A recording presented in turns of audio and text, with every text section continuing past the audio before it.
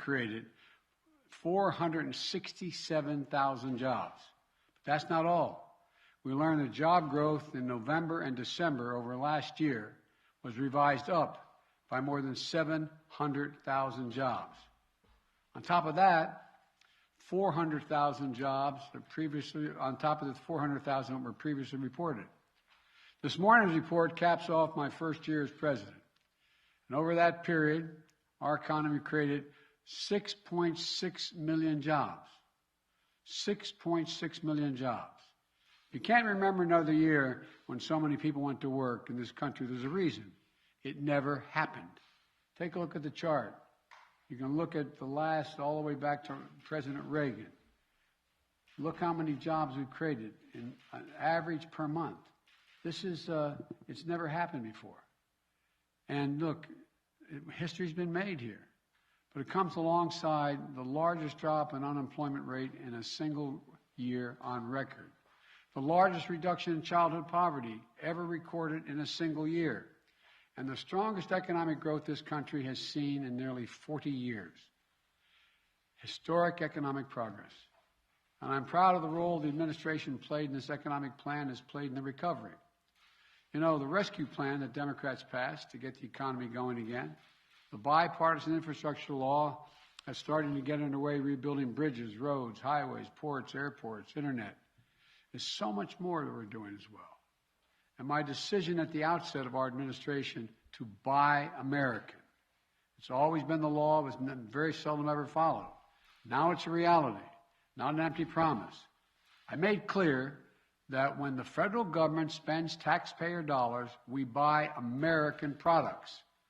American products made in America, including all the component parts of that product, with very few exceptions. With the support of the American private sector, our business leaders and entrepreneurs, our workers, our union leaders, they've all come together like never before in my days in Washington. I know it hasn't been easy. I know that January was a very hard month for many Americans. I know that after almost 2 years, the physical and emotional weight of the pandemic has been incredibly difficult to bear for so many people. But here's the good news. We have the tools to save lives and to keep businesses open and keep schools open, keep workers on the job, and sustain this historic economic comeback. Vaccination and boosters have proven incredibly effective. This past month, we started mailing out tens of millions of at-home tests to deliver to your home for free so you can determine whether or not you have COVID. And that's in addition to the 20,000 sites across America where you can get a test in person for free to determine whether or not you have COVID. And we have more treatments today to keep people out of the hospital, including life-saving antiviral pills, which we purchased millions of. And now we're seeing the difference over what our efforts have made. Look at what's happened. Just in the past 3 weeks, today's extraordinary job report data was collected. The COVID crisis has been cut in half, down in half in just 3 weeks. Still too many cases. Still we have to be on the alert. But to be clear, this is a dramatic decline. Now I want to be clear. Even with the extraordinary news, even with the historic economic progress we've made across the past year, we still have a lot of work to do. Making sure every American has a job is a great start, but it's not the finish. For many Americans, wages are up this year. In January, wage increases were strong across the board, and that's good. We have to continue to keep wages growing, and we need even more high-paying jobs. Jobs you can raise a family on and have some breathing room. 2 weeks ago, the CEO of Intel, Pat Gelsinger, came to the White House to announce a brand new $20 billion semiconductor factory. They called it a campus outside of Columbus, Ohio. It's going to create 7,000 jobs just constructing the facility and 3,000 permanent jobs running the facility with an average salary of $135,000. These semiconductors or microchips power virtually everything in our everyday lives, from our cell phones to automobiles, the refrigerators, the internet, the electric grid. Without semiconductors, these things do not function in a modern economy. So the spin-off of this is going to create thousands of additional jobs as well, helping us build more American products in manufacturing automobiles, appliances, and so much more. It's going to create jobs, and it's going to help ease inflation. One of the reasons why automobiles cost so much money these days, and they're responsible for 1/3 of all the inflation that's calculated in the market, is because they lack the semiconductors to build the vehicles. Intel's announcement helps fix that problem. Last week, I called a meeting of CEOs from General Motors, Ford, Microsoft, and other major corporations in America. Mary Barra of General Motors, the chairman of the board, the CEO, I should say, announced a $7 billion investment in a Michigan manufacturing plant to manufacture electric vehicles. It's going to create 4,000 new quality jobs at prevailing wage. That's on top of the announcement last year made by Ford CEO Jim Farley, who was with us, to invest $11 billion to make electric vehicles, creating 11,000 new good-paying jobs. Look, last Friday I went to Pittsburgh, where the Union Pacific Railroad announced the largest purchase of American battery electric locomotives in history, built in Erie, Pennsylvania. Built by American manufacturing workers in western Pennsylvania, creating even more good-paying jobs. And again, the spin-off from that, these locomotives aren't just going to be purchased in America. Countries around the world, because it's going to be the best product, are going to purchase them. American-made electric vehicles made in Erie, Pennsylvania. Good-paying jobs. Look, we all know we're in competition with the world.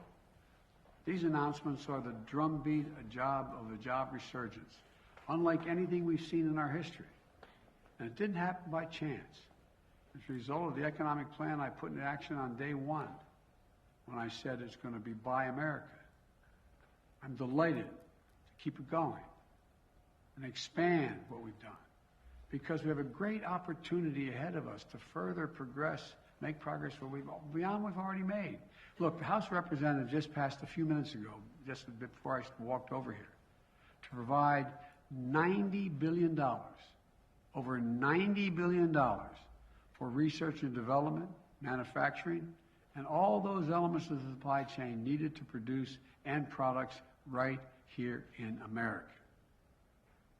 So we can keep delivering more announcements like the one we've had these past few weeks. Another way we're boosting our economy is by promoting competition. Look, hamburger is, up fourfold almost, many places. Well, guess what? Meat processors, or shipping, railroads, other industries are dominated by a few giant companies that control the market they operate in. And over the years, this domination of the market by a smaller number of companies, smaller and smaller, it's about 4 in the meatpacking area, has reduced competition, squeezed out small businesses and farmers, and in many cases increased prices, and almost all of them increased prices for consumers. Look, I'm a capitalist, but capitalism without competition is not capitalism, it's exploitation. So I'm going to continue to do everything in my power to work with the Congress to make our capitalist system work better, to provide more competition and lower prices for American consumers. And they're still going to do well. But that isn't going to be enough. We still need to ease the burden on working families by making everyday things more affordable and accessible. Look, average people are getting clobbered by the cost of everything today. Gas prices at the pump are up. We're working to bring them down, but they're up. Food prices are up. Working to bring them down as well. Look, I grew up in a family where if the price for a gallon of gas at the pump went up significantly, it was felt by the family. I get it. I understand. But these things are necessities, but that's not the totality of what family needs. They still have to pay for child care. They still have to pay for prescription drugs. They still have to pay for health care. There's more than one way to help a family when it comes to their standard of living. We're going to work to bring down the prices that are way up, but guess what? Guess what? We're going to keep strengthening the supply chain to bring down the cost of all these goods. But in the meantime, there's a lot we can do to give families a little extra breathing room. For example, child care. Families can spend $14,000 a year per child, and in some cases in this country, some cases less than $14,000 a year, for child care. Our plan cuts in half what most families are paying, helping their budgets, keeping millions of parents and especially women allowed to go back to work because they can get child care. Or the cost of prescription drugs, like insulin. Insulin costs about $10 to make. But for families who need the insulin, they're paying up to $650 a month on average in some places, and as high as $1,000 a month. Think about all those Americans out there with type 1 diabetes who need this insulin to stay alive and stay healthy. Or the 200,000 American children with type 1 diabetes. Think about being one of the parents without the insurance or the money to pay for that insulin. How do you look your child in the eye who needs an insulin? They have no idea how they're going to figure out how to pay for it. Think about what it does to them. Their self-esteem, their dignity, their ability to look their child in the eye. We cap the cost of insulin at $35 on our plan. $35 a month. The companies are still going to make a healthy profit. We can do that tomorrow with the stroke of a pen. But we have a generation of so-called, for example, sandwich generation. That is, you have a young child and an elderly parent, and both need help. And look, we can help them take care of mom and dad and make it work. There's a program that allows us to, on Medicare, that someone can come and install a handrail in the shower so mom doesn't fall, to make sure they have what they need to live with safety and dignity in their home, pick up the prescriptions, making occasional meals. We can do all that. So when mom and dad put their head on a pillow at night, they can have peace of mind that their elderly parents are doing well and their children are okay. We're still going to work on gas prices. We're still going to work on the food prices. But in the meantime, we can deliver that peace of mind to the American people and give them a little breathing room.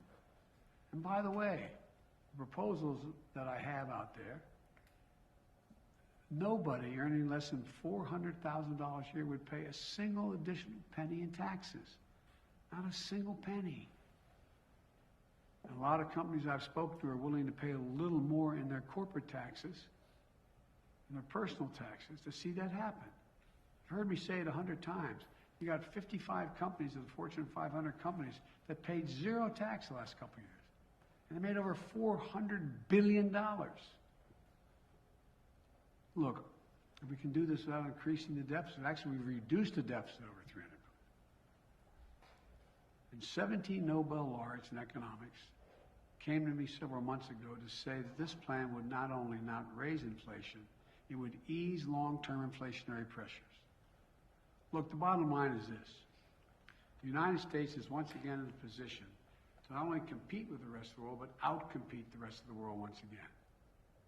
We can keep coming together and invest in the backbone of America, the working class and the middle class folks. There's no limit to what we can achieve. So let's keep the wages rising and let's start lowering cost. Our businesses are the best in the world. Our workers are the best in the world. Give them half a chance. They'll outcompete anyone, anywhere in the world. We can have a quality of life for working people that they deserve at the same time. And by the way, the middle class, when it does well, when the working class does well, everybody does well. Everything is better for the wealthy, the super wealthy, and the slightly wealthy. Nobody gets hurt. So let's face these challenges head on.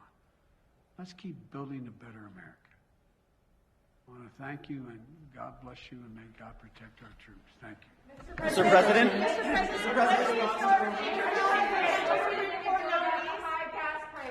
Your response to food and she, sir. Genocide against people.